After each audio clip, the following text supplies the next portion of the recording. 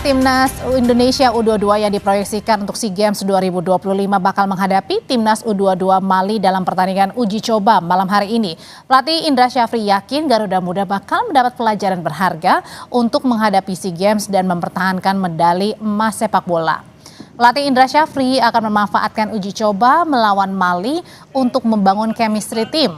Indra menyeleksi 30 pemain yang nantinya bakal dikerucutkan menjadi 23 orang menghadapi SEA Games. Timnas U23 U22 maksud saya juga menunggu upaya PSSI bisa menghadirkan Marcelino Ferdinand dan Adrian Wibowo yang berkarir di luar negeri. Ia bilang Garuda Muda perlu uji coba melawan tim yang levelnya di bawah, seimbang, serta lebih tinggi. Indra menganggap Mali adalah lawan yang levelnya lebih tinggi sehingga timnas akan mendapat pelajaran berharga. Dan kami menganggap dengan Mali, kalau kita bicara ranking, tentu mereka lebih di atas kita. Dan kami menganggap ini adalah pertandingan uji coba yang mungkin levelnya sedikit lebih berat. Dan kami memang menginginkan itu, bagaimana respon-respon para pemain dengan situasi-situasi yang dilakukan oleh tim yang kualitasnya bagus. Di tengah persiapan Timnas U22 kontra Mali, PSSI menyebut nama pelatih baru Timnas Senior belum juga diputuskan. Saat ini sudah ada 5 nama yang dipertimbangkan dan bakal diputuskan dalam rapat komite eksekutif PSSI. PSSI menyebut menerima masukan soal sejumlah nama yang dianggap pantas menjadi juru taktik timnas, antara lain Timur Kapadze asal Uzbekistan dan pelatih Persib Bandung Boyan Hodak. Namun PSSI belum akan mengumumkan siapa para calon pelatih timnas ini.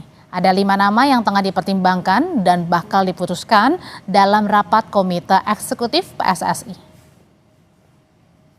Soal Timur, ya mungkin itu yang diaspirasikan. Kan aspirasi bukan cuma Timur, ada juga yang minta Sintayong kembali, kan gitu ya. Nah, bagi kita itu sebagai masukan buat PSSI, dan kita akan tentukan yang terbaik buat tim nasional. Karena kita harapkan untuk tim nasional senior ini segera kita mendapatkan calon pelatih. Karena Pak Ketua Umum sudah menyampaikan ada 5 nama, ya, tapi saya juga tidak akan menyampaikan siapa 5 nama itu. Namun kalau itu sudah firm dari Alek, ya, dari Dirtek, tentu itu akan kita bawa ke dalam rapat exco. Sekali lagi.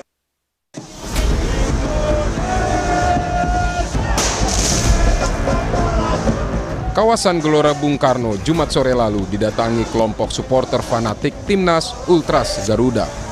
Bukan untuk mendukung laga Timnas, tapi untuk menyampaikan aspirasi di kantor PSSI soal kondisi sepak bola nasional. Suasana kekecewaan terkait kegagalan Timnas lolos ke Piala Dunia 2026 masih terasa. Dalam unjuk rasa ini, massa meminta revolusi total PSSI. Massa juga mempersoalkan belum ditunjuknya pelatih timnas baru usai pemecatan Patrick Kluivert. Ada 5 tuntutan kelompok supporter Ultras Garuda, yaitu manajemen timnas lebih profesional, roadmap jelas PSSI, rekrutmen pelatih yang transparan dan profesional, pembinaan konsisten usia dini, serta pelibatan supporter dalam ekosistem sepak bola. Menanggapi tuntutan supporter, anggota Komite Eksekutif PSSI Sumarji bilang semua pihak bebas berpendapat. Dia juga menegaskan tuntutan itu bakal segera dibawa dalam rapat resmi bersama manajemen PSSI. Hak untuk menyampaikan pendapat di muka umum itu adalah hak setiap warga negara, termasuk teman-teman saya, adik-adik saya dan saudara-saudara saya yang di Ultras Garuda, ya. Jadi penyampaian rekan-rekan semua tentu saya juga bisa melihat, dan banyak sekali yang mengirim baik itu foto, video ke saya apa yang menjadi tuntutan daripada teman-teman semua. Semua akan kita tampung dan semuanya kami mendengarkan, dan pasti ini akan menjadikan pembahasan di internal kami di PSSI. PSSI saat ini belum memilih pelatih baru pengganti Kluivert untuk menangani timnas senior. Akibatnya PSSI pun memutuskan tidak ada agenda FIFA Matchday untuk timnas senior yang seharusnya berlaga 15 dan 18 November. Sebagai penggantinya, timnas U22 yang disiapkan untuk berlaga di SEA Games akan bertanding menghadapi tim asal Afrika, Mali. Tim Liputan Kompas TV. Supporter Ultras Garuda yang setia mendukung timnas menuntut adanya revolusi total PSSI. Apakah tuntutan ini sudah tepat untuk perbaikan kondisi sepak bola Indonesia saat ini? Kita berbincang dengan Ketua Paguyuban Supporter Timnas Ignatius Indro. Selamat malam, Bung Indro. Selamat malam. Ada juga analis sepak bola Anton Sanjoyo. Bung Joy, selamat malam. Malam, Audrey. Saya mau ke Bung Indro dulu. Bung Indro, jadi sebenarnya sebelum kita berbincang, kami sebenarnya juga sudah berupaya menghubungi PSSI, tapi sampai dialog ini berlangsung, ini belum ada yang bersedia. Oke, Bung Indro, saya mau tanya dulu ke Anda. Bung Indro, sebenarnya apa sih yang menjadi puncak akhirnya Ultras Garuda ini menuntut adanya revolusi total PSSI? Iya, sebenarnya kan kemarin juga aksi yang dilakukan secara organik oleh Ultras Garuda ya. Ini bagaimana viral di medsos dan akhirnya mereka datang ke PSSI. Tuntutan dari teman-teman Ultras ini juga jelas ya, tapi saya melihat hal ini dikarenakan memang karena baru roadmap dikeluarkan oleh PSSI kemarin. Roadmap sepak bola Indonesia, bagaimana menjalankan percepatan perbaikan sepak bola Indonesia ini baru keluar kemarin.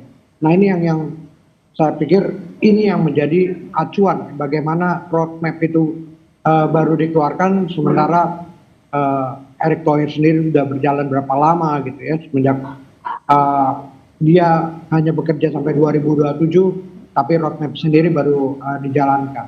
Oke. Nah, roadmap-nya keluar, bagaimana juga dengan blueprint, kan ini tergantung Dirtek sendiri, bagaimana mengeluarkan blueprint sepak bola setelah roadmap ini keluar. Nah ini yang menjadi acuan bahwa ketidakjelasan aturan-aturan tersebut yang membuat misalnya terjadi pergantian pelatih di tengah jalan, lalu juga akhirnya kita gagal masuk ke Piala Dunia. Ini kan juga menjadi bukti kemarahan dari masyarakat, sehingga kemarin itu memuncak pada kemarin. Sebenarnya itu bukan puncak, tapi ini saya pikir ini awal aksi-aksi yang akan dilakukan oleh teman-teman supporter. Bung Joy, ada 5 tuntutan dari Ultras Garuda. Salah satunya tadi yang disampaikan oleh Bung Joy adalah soal roadmap, kemudian juga manajemen timnas yang profesional, dan juga proses rekrutmen pelatih yang transparan dan profesional. Kita bahas dulu satu-satu. Kalau misalnya untuk manajemen timnas yang profesional, kenapa? Apa yang selama ini dirasakan oleh Ultras Garuda yang juga menjadi pendukung timnas Indonesia? Ya, ada yang salah di mana? Kalau dugaan saya soal manajemen itu soal pemecatan Sintayong yang di tengah jalan lah gitu kira-kira. Kemudian penunjukan Patrick Kluivert yang ternyata gagal. Mungkin kira-kira manajemen seperti itu, manajemen kompetisi juga karena masih banyak klub yang ngutang ke pemain dan macam-macam lah. Tapi memang manajemen profesional itu konteksnya luas. Tapi kalau saya berpendapat memang yang harus dituntut pertama kali, yang harus benar-benar diminta kepada PSSI adalah roadmap-nya. Karena roadmap itu kalau menurut saya, Erick Thohir berapa tahun sih? 2 tahun ya, 2 tahun jalan, hampir 3 tahun. Saya rasa memang belum ada roadmap yang betul-betul sebuah studi yang mengatakan bahwa Indonesia akan maju sebagai negara yang disegani dalam sepak bola itu dalam berapa tahun, langkah awalnya apa, kemudian apa yang akan dibuat. Jadi peta jalan itu jelas, mau startnya dari mana. Peta jalan itu kalau menurut saya sekarang yang dikatakan Erick Thohir lah, Arya Sinulinga lah, Pak Marji lah, itu peta jalan yang semau-maunya mereka aja bilang kita nggak target 2026 kok, kita targetnya 2030. Besok-besok dibilang lagi kita targetnya 2034. Jadi sebetulnya roadmap itu yang saya pikir sebagai peta jalan. Indonesia ini mau menjadi negara kuat sepak bola pada tahun 2050. Kita akan mulai dengan apa? Misalnya, Apakah karena pembuatan roadmap itu saking susahnya makanya susah, betul. Roadmap itu bukan hal yang mudah. Oleh sebab itu 2 tahun ini sebetulnya harusnya sudah ada kalau di awal kepemimpinan Erick Thohir memang dia mau meletakkan batu fondasi persepak bola nasional. Tapi kan nggak ada sampai sekarang. Dia selalu bilang saya pernah presentasi di FIFA soal roadmap. Barangnya mana? Kita tidak pernah lihat. Oke, kalau itu gitu sebetulnya. Bu Jo melihatnya kenapa nih? Ada apa dengan Pak Erick? Apakah mungkin karena Pak Erick banyak sekali jabatannya jadi mungkin kurang fokus begitu? Nggak, sebetulnya roadmap itu memang harus dibikin dalam hitungan bulan. Dan itu harus melakukan studi yang sangat intensif, pemikiran, mengumpulkan banyak pihak, think tanknya dikumpulkan, diskusi yang ketat, dibikinlah satu peta jalan yang betul-betul matang. Matang dalam arti bisa dilakukan. Kalau cuman bilang kita mau roadmapnya, kita mau tembus Piala Dunia 2034, dari mana jalannya? Dari mana mulanya? Kita akan step-stepnya seperti apa, kan nggak pernah jelas. Oke, kalau gitu pertanyaan selanjutnya adalah apakah susahnya membuat roadmap salah satunya juga disebabkan karena susahnya juga mencari pelatih yang tepat bagi timnas kita. Usai jeda ya Bapak-Bapak, tetap bersama kami di Sapa Indonesia Malam. Sebelum kita melanjutkan dialognya, kita akan pantau dulu situasi terkini jelang pertandingan Timnas Indonesia U22 lawan Mali U22. Kita tanyakan ke jurnalis Kompas TV Angga Nuriski di Stadion Pakansari Bogor, Jawa Barat. Angga, apa sebenarnya target pelatih Indra Syafri dalam pertandingan malam hari ini?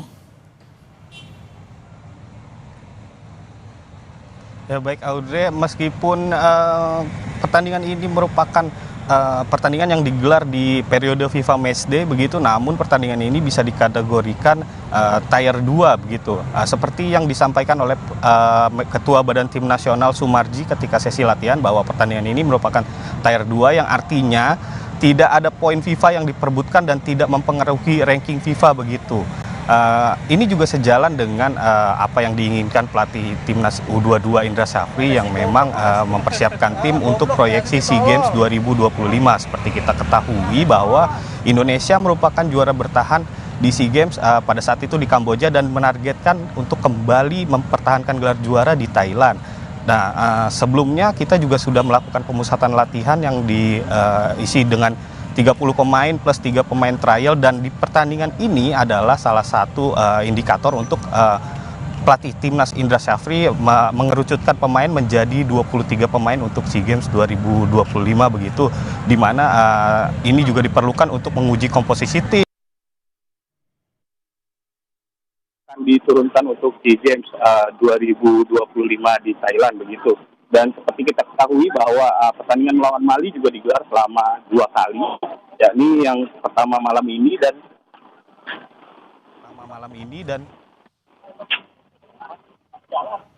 Oke, baik Angga Nuriski, terima kasih untuk laporannya dari Stadion Pakansari Bogor. Nampaknya memang jaringannya kurang baik, tapi kita pastikan atau nantikan begitu ya bagaimana jalannya pertandingan malam hari nanti melawan Mali U22. Saya lanjutkan lagi perbincangan kita masih soal revolusi PSSI. Saya kembali ke pertanyaan yang sebelumnya adalah mengenai apakah kesulitan dari pembuatan roadmap ini salah satunya disebabkan karena susahnya juga mencari pelatih timnas yang cocok begitu. Bung Indro, menurut Bung Indro seperti apa?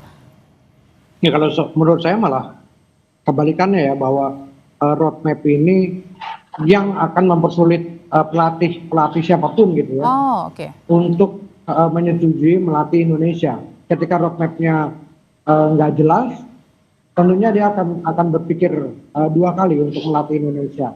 Bagaimana juga mereka juga akan berpikir bahwa jangan-jangan gue sebagai pelatih bisa dipecat sewaktu-waktu. Nah ini yang tentunya akan mempersulit kita untuk memilih pelatih. Saya pikir sejauh ini juga ketidakniatan untuk membuat roadmap ini yang akhirnya terbaca oleh pelatih-pelatih internasional. Ya, jadinya kita agak kesulitan untuk memilih pelatih. Di luar itu juga saya pikir tidak ada kemauan dari PSSI, terutama Erick Thohir, untuk membuat roadmap yang benar ya. Kemarin di munculkan sebuah roadmap yang saya pikir ini tidak jelas juga, ini seolah-olah hanya dibuat berdasarkan AI gitu, karena ada desakan-desakan membuat roadmap, dibuat roadmap mendadak. Nah ini yang saya pikir tidak, roadmapnya juga tidak jelas. Oke. Bagaimana misalnya tentang supporter gitu, edukasi seolah ada dilakukan tapi dilakukannya di hotel. Nah ini kan yang sementara yang bermasalah kan sebenarnya di grassroots supporter ya. Nah ini yang harusnya di edukasi itu dilakukan di grassroots, misalnya seperti itu. Nah ini yang tidak dilakukan oleh Erick Thohir dan juga grupnya selama ini ya. Oke, kalau gitu pertanyaan berikutnya adalah Bung Joy, apakah kemudian perlu benah-benah bersih-bersih nih di tubuh PSSI sekarang? Ya sebetulnya kalau bersih-bersih, benah-benah itu kan mekanismenya itu mekanisme organisasi. Ya, karena semua kita berjalan dengan hukum dan aturan. Mereka ada di sana karena hasil kongres pemilihan. Jadi yang kita tuntut adalah benar kalau kita mau startnya dari roadmap yang namanya pelatih tim nasional itu sendiri, pembinaan itu adalah fragmen-fragmen di dalam roadmap itu. Semuanya terangkum. Tapi kalau kita misalnya ya, kita bicara Jepang misalnya. Jepang itu dari tahun 80-an sudah dalam roadmapnya mengatakan kita akan juara dunia pada tahun 2050. Step-stepnya jelas. Nah ini kan yang sebetulnya ketika pertama kali saya ketemu Erick Thohir ketika dia hanya 2 minggu atau 3 minggu menjadi ketua umum PSSI, Pak saya bilang gitu, Pak sudahlah kita tidak bisa lagi bicara karena saya berkecimpung sudah agak lama di PSSI. Bapak meletakkan saja dasar-dasar pembangunan sepak bola Pak. Bikin peta jalannya yang benar-benar kita mampu untuk melakukannya sehingga pada tahun X nanti kita akan mampu betul-betul menjadi negara sepak bola. Jangan mikirnya tuh kita di timnas terus karena timnas itu adalah hanya ujung dari semua pembinaan yang dilakukan oleh federasi gitu. Itu bisa kita pikirkan kapan-kapan.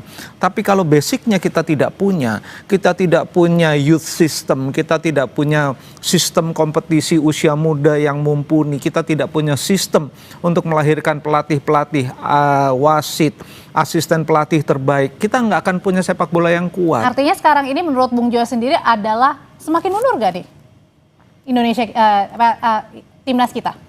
Sebetulnya kalau timnas kita bicara pada level senior ya, timnas itu mereka kan kemarin diakselerasi secara ugal-ugalan menurut saya dengan diaspora. Bukan itu sebetulnya kalau yang dalam benak saya itu. Dalam benak saya katakan juga pada Erick Thohir pada pertemuan tanggal 20 Februari tahun ini, saya bilang, Pak masa kita ini nggak bisa sih seperti Jepang ya, yang Jepang itu mengirimkan pemain-pemain mudanya dari Liga Jepang, dari Liga Junior Jepang ke Eropa, Pak. Apa kita tuh nggak mau sih mengekspor pemain sehingga mereka nanti akan memperkuat timnas sebagai tim yang solid, bukan ngambilin diaspora, Pak. Ngambilin diaspora boleh aja lah 3, 4, 5 orang gitu loh. Kalau sampai 20 ambil diaspora, itu bukan planning, itu crash program yang menurut saya itu menjadi moral hazard.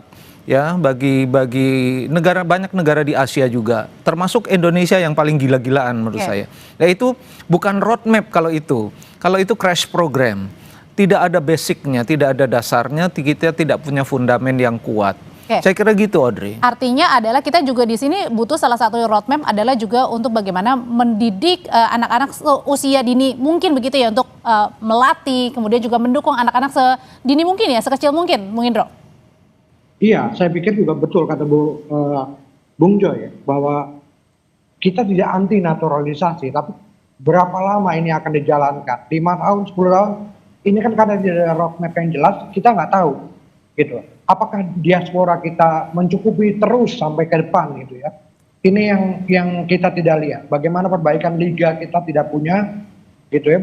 Masih ada pemain-pemain yang tidak dibayar di liga kita, lalu juga bagaimana juga pembinaan usia dini kita. Jangankan kita bicara dengan memakai sport science, ini kompetisi buat liga muda saja kita tidak punya. Jadinya bagaimana kita berkaca pada Jepang tadi seperti yang Bung Joy katakan, di Jepang roadmap-nya jelas untuk 100 tahun, berkesinambungan. Di tahun ke-30-an sekarang ini udah jelas, banyak pemain-pemain, bayangkan sekitar 500 pemain Jepang sudah bermain di Eropa. Nah ini kan yang lebih mudah ketika seorang pelatih ditunjuk melatih suatu negara, ketika jumlah pemain yang begitu banyak, dia akan lebih mudah memilih pemain. Nah ini yang akhirnya PSSI kesulitan sendiri untuk memilih pelatih yang mau dengan roadmap yang tidak jelas, lalu juga dengan kompetisi yang tidak jelas, bagaimana dengan usia muda yang tidak jelas. Nah ini yang PSSI akan kesulitan sendiri. Saya juga nggak yakin kalau misalnya sampai Desember ataupun Januari nanti ada pelatih-pelatih yang memang berkualitas mau untuk melatih Indonesia, Mbak. Oke, terakhir kalau gitu ke Bung Joy singkat saja. Bung Joy, apakah kan salah satu tuntutan dari Ultras Garuda adalah juga menyediakan pelatih yang profesional begitu ya, yang kedepannya. Nah, apakah kemudian dengan menjawab nanti pelatih siapa yang akan menggantikan Kluivert ini menjadi salah satu jawaban yang akhirnya cukup melegakan bagi tuntutan Ultras Garuda ini? Oh iya, tentu saja. Tapi oleh sebab itu dari awal saya katakan jangan terburu-buru memilih pelatih baru ini, karena harus ngambil pelajaran dari pemecatan Sintayong dan pengangkatan Patrick Kluivert yang gagal. Ya kan, jangan terburu-buru. Bahkan saya katakan Januari sudah ada nama, lalu meskipun juga sudah banyak yang nanti. Ya, tapi kan tetap harus ada banyak pertimbangan. Ada 3 orang Belanda masih di sini. Ya kan, ada Simon Tahamata, Alex Weyer, masih ada Jordi Cruyff. Itu kan juga jadi pertimbangan karena mereka adalah di departemen teknis. Jadi nanti siapapun yang menggantikan menurut saya harus mampu menyelesaikan semua masalah yang ditinggalkan Kluivert. Itu aja sebetulnya. Oke, Bung Joy terima kasih. Bung Indro terima kasih, selamat malam Bapak-bapak. Terima kasih, selamat malam.